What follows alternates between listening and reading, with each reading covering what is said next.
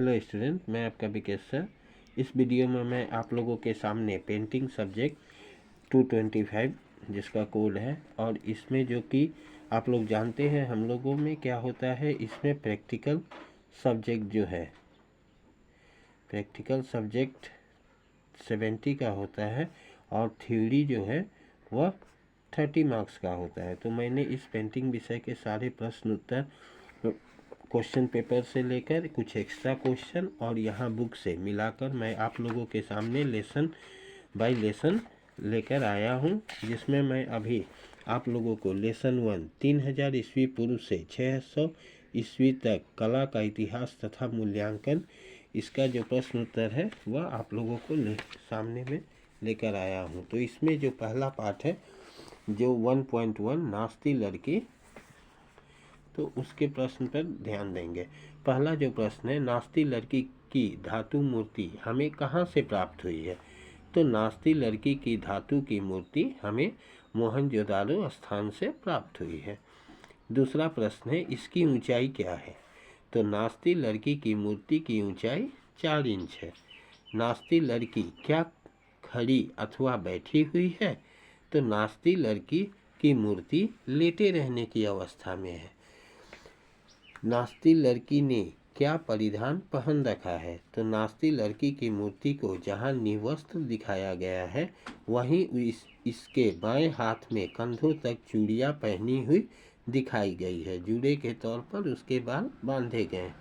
नास्ती लड़की की मूर्ति की सर्वाधिक प्रमुख विशेषता क्या है?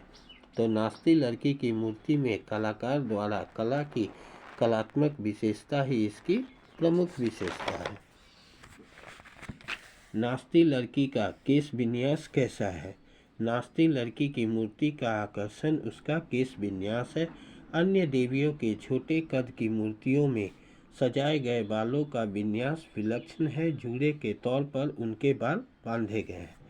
इसके बाद एक्स्ट्रा क्वेश्चन मैं यहाँ लेकर आया हूँ जो कि आप लोगों के एग्जाम में आते हैं, और यहाँ मैंने बुक के बीच से भी खोज कर निकाला है।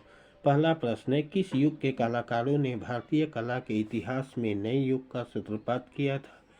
तो मौर्य युग के कलाकारों ने भारतीय कला के इतिहास में नए युग का सूत्रपात किया था।